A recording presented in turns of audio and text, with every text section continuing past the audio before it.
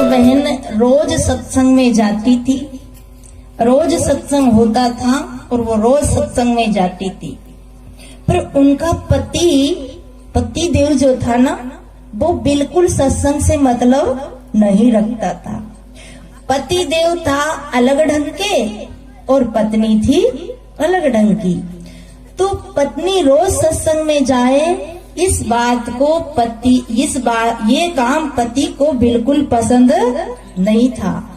पति ने एक दिन अपनी पत्नी को समझाया कि देखो देवी, तू रोज रोज सत्संग में जाती है, ये बात मुझे अच्छी नहीं लगती।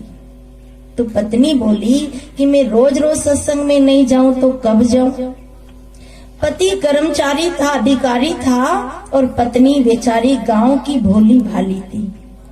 और देखिए, इन माताओं के आगे भाइयों को हार खानी पड़ती है। हमारी बहनें कहती नहीं, हमें वो कथा मैं रोज जाती थी, उस गांव में कथा बहुत होती थी। कभी राधा स्वामी की सत्संग होती है और कभी कबीर पंथियों की सत्संग, कभी भागवत कथा और कभी रामायण कथा।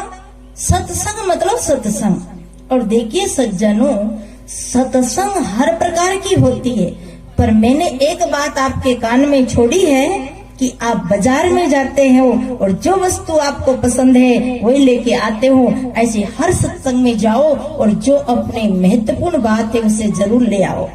तो वो रोज जाती थी, पर ये बात पति को बिल्कुल पसंद नहीं थी। पति ने समझाया कि तू रोज रोज सत्संग जाएगी तो तेरा मेरा रिश्ता निभने वाला नहीं है। परंतु पत्नी ज्ञानी थी। जो सत्संग में जाता है उसके अंदर ज्ञान रहता है, विवेक रहता है, और विवेकी आदमी कभी आउट बात नहीं करता। ज्ञानी आदमी हमेशा शब्द को तोलता तब फिर बोलता, बिना ब्रेक से नहीं बोलता।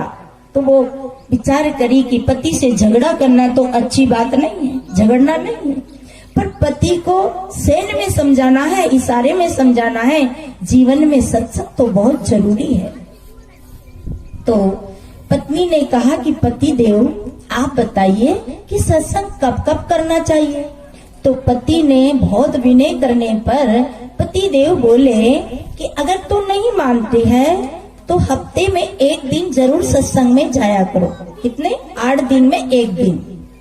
पत्नी ने कान पकड़ लिया कि अब 8 दिन में एक ही दिन जाऊंगी। पर कैसे कान पकड़ा? बात यूं थी कि पत्नी ने अपने माइंड में एक विचार बनाया कि पति देव को जरूर सत्संग का महत्व समझाना है, सत्संग की महिमा समझाना है, सत्य का परख कराना है। तो कैसे कराऊं? तो पत्नी ने क्या काम किया कि जो सवेरे प्रातःकाल उठ करके झाड़ू लगाती थी, वो आज झाड़ू बंद, पोछा लगाती थी, पोछा बंद, बर्तन मांजती थी, बर्तन बंद, घर में कचरा झाड़ती थी, कचरा बंद, कपड़ा धोती थी, कपड़ा बंद। आज नहीं धोया, कल नहीं धोया, आज झाड़ू नहीं लगाया, कल भी नहीं लगाया, परसों भी नहीं लगाया। पति ने पूछा कि देवी, आज मकान में झाड़ू क्यों नहीं लगाया? आता है, समझ आ रही? आ रही? सच में आ रही? धन्यवाद भैया, और को तो फिर आ ही रही, सरल सी बात है। तो कहा आज झाड़ू क्यों नहीं लगा? कोई बात नहीं, लगा लेंगे। आज बर्तन क्यों नहीं मांजे? कोई बात नहीं, मांज लेंगे। आज कपड़े क्यों नहीं धोए? कोई बात नहीं। 3 दिन हो गए, 4 दिन हो गए। पति ने कहा बात क्या है? कि पति देव, बात ऐसी है कि क्या जल्दी पड़ी।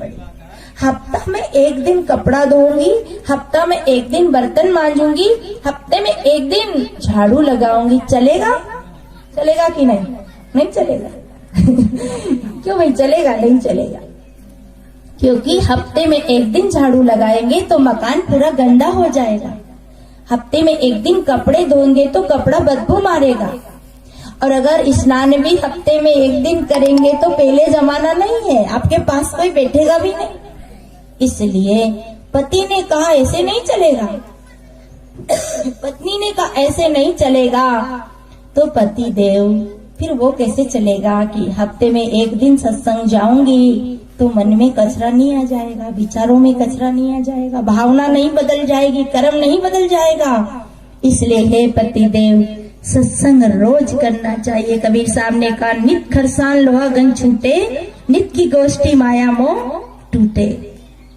नित खरसान, घर में रोज पाठ होना चाहिए, रोज संध्या वंदना होना चाहिए, रोज गुरु का एक भजन होना चाहिए, रोज गुरु ने नाम दिया उनका सुमरण होना चाहिए। कुछ बैठ के जरा सा ना बोलने का अभ्यास करना चाहिए। आखिरी भजन है ना बोलना, अंतिम भजन है ना बोलना, ये अभ्यास भजन करना चाहिए। पति ने कहा कि ऐसा, पत्नी ने कहा ऐसा नहीं चलेगा, तो ऐसा भी नहीं चलेगा। जीवन में सत्संग की बहुत जरूरत है। सत्संग इस प्रकार जीवन में काम करता है जैसे दूध में पानी। दूध में पानी मिलाते हो कि नहीं? यहाँ के लोग तो बहुत अच्छे हैं, यहाँ के लोग दूध में पानी नहीं मिलाते हो। मिलाते हैं? ये तो बहुत ईमानदारी से हुक्रा दे रहे कि मिलाते हैं, झूठ नहीं बोलते, क्योंकि यहाँ के लोग ज्ञानी हैं, समझदार है, पुराने भक्त है, यहाँ कथाएं होती है। जिस गांव में सत्संग होता है वहाँ लोग अज्ञानी नहीं होते, बहुत समझदार होते। देखिए, दूध में पानी मिलाने से पानी क्या भाव बिकता है? वैसे दूध क्या भाव बिक रहा है? 40 रुपया लीटर। अभी तो 50 रुपया लीटर, अगर डायरेक्ट लो तो 50 रुपया लीटर देते हैं। वैसे कोई कहे कि बाल्टी भर पानी ले लो, पानी तो कोई लेगा? 50 रुपया लीटर में 40 रुपया 30 रुपया लीटर में पानी लेगा? नहीं। पर वही 1 लीटर पानी दूध में मिला दो तो क्या भाव बिके? 40 और 50 रुपया लीटर। और ये की हकीकत की बात बताऊं, मैं 2-3 साल पहले की बात है, मैं कोटा राजस्थान के पहले पड़ता अटरू गायत्री नगर में हम सत्संग कर रहे थे। तो गीता साहब दोनों घूमने सुबह सुबह प्रातः काल जा रहे थे। तो इधर से हम दोनों चले जा रहे थे, उधर से एक भैया साइकिल पे बैठे बैठे मस्त चला आ रहा था और उसके पास में क्या थी? दूध की टंकियां और गगरा। उधर राजस्थान में पीतल के गगरों में दूध बेचते हैं।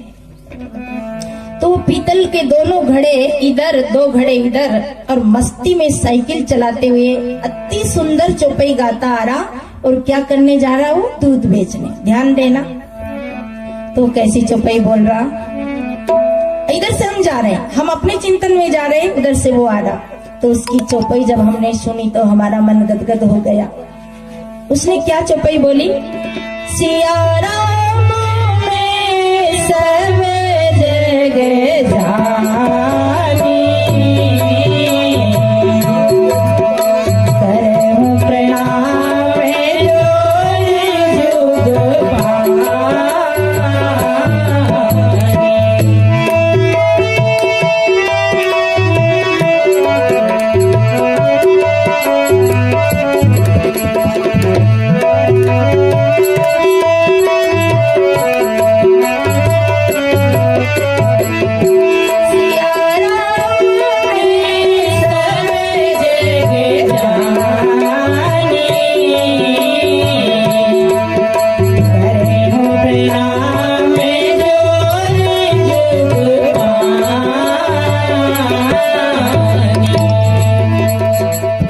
चौपाई जब मैंने सुनी तो मेरा मन बहुत खुश हुआ कि एक दूध बेचने वाले के अंदर कितना भाव, सबको सिया राममई जान रहे। इसी बात को तो कबीर ने कहा, सब घट मोरा साइया सुनी सेज न कोई। सब घट में राम है, कौन सा घट खाली है? क्योंकि राम है इसलिए हम हैं, और राम नहीं है तो हमारा क्या काम है? वो चेतन राम के रहने से हमारी शोभा है, हम है।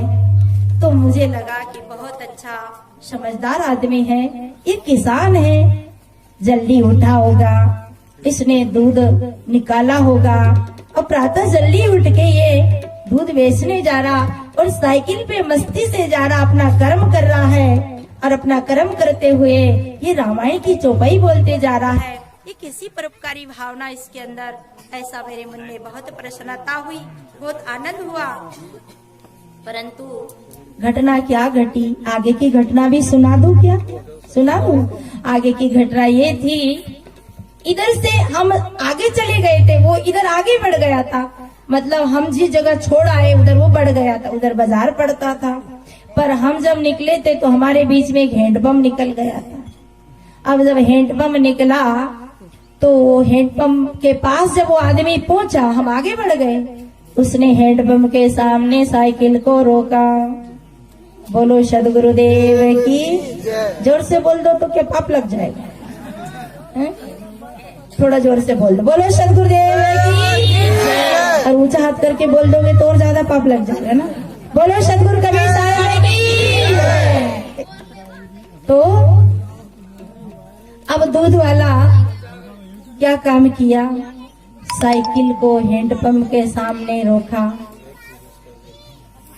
हम सभी आत्मा को राममय देके, सबको चेतन राम की मूर्ति देके, उस परमात्मा को देके, सब घट में वो राम है तो दूध बेचने वाला बेईमानी नहीं करेगा, दुकान वाला मिलावटीबाजी नहीं करेगा, घुसखोरी वाला गड़बड़ी नहीं करेगा। और जब हम सिया राम ही नहीं देखते हैं तभी हम गड़बड़ी कर देते हैं। और लोग कहते हैं कि परमात्मा जर्रे जर्रे में है, कण कण में है। अरे काश कण कण को तो छोड़ो, पर घट घट को ही पहचान लेते। कण कण में तो नहीं है सज्जनों, पर घट घट में जरूर है। और घट घट में है इसलिए कबीर साहब कहते, तन की जाने मन की जाने चित्त की जाने चोरी, वो सदगुरु साहब सबकी जाने जिसके हाथ में है डोरी।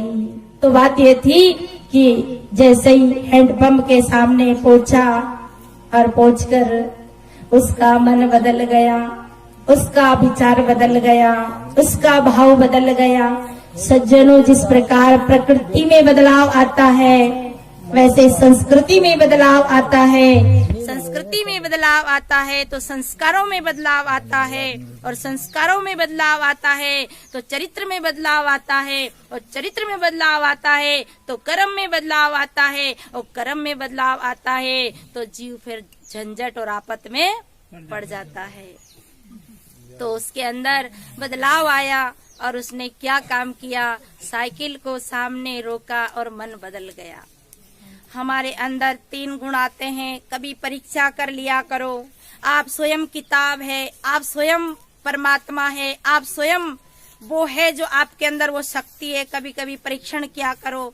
हमारे अंदर तमोगुण आता है, हमारे अंदर सतोगुण आता है, हमारे अंदर रजोगुण आता है। 3 गुण आते हैं, और 3 गुणों में अगर हम गाफिल हो जाते हैं तो हम धोखा खा जाते। इन 3 गुणों से परे आत्म तत्व है, और 3 गुणों से परे हैं वो सबको जानता है, और सबका जानने वाला सबसे न्यारा रहता है। इसी को श्री पूर्ण साहिब जी कहते, सर्वे हूँ को जाने सो तो सर्वे हूँ से न्यारा है, सोई गुरु रूप नीजे पारख लकायो है। वो सबसे न्यारा है, इसलिए कोई देख नहीं पाता, जान नहीं पाता, क्योंकि ये चमड़े की आंखें नहीं देख पाती है।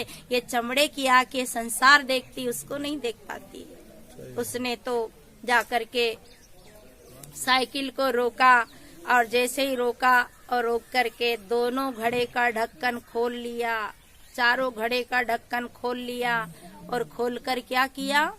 2 ढक्कन, 2 लीटर इसमें और 2 लीटर इसमें, दोनों में डाल लिया। और जब वो डाल ही रहा था तभी हम पहुंच गए। हमने कहा हमारा जो सतोगुण आया था वो तमोगुण में, रजोगुण में बदल गया। अरे मैं तो इसको कितना अच्छा मान रही थी, ने तो गड़बड़ी कर दिया। और इसने क्या किया? दोनों ढक्कन खोल खोल के 2-2 लीटर दोनों में डाल दिया। तब मैंने चौपाई को पलट दिया। क्या पलटा? सिया राम में सब जग जानी, बेचे दूध मिलावे पानी। सिया राम में सब जग, बोलो सिया राम में सब जग जानी, बेचे दूध मिलावे पानी। सिया राम में सब जग जानी, दूध मिलावे पानी। सिया राम में सब जग जानी, बेचे दूध मिलावे पानी। सिया राम में सब जग जानी, बेचे दूध मिलावे पानी।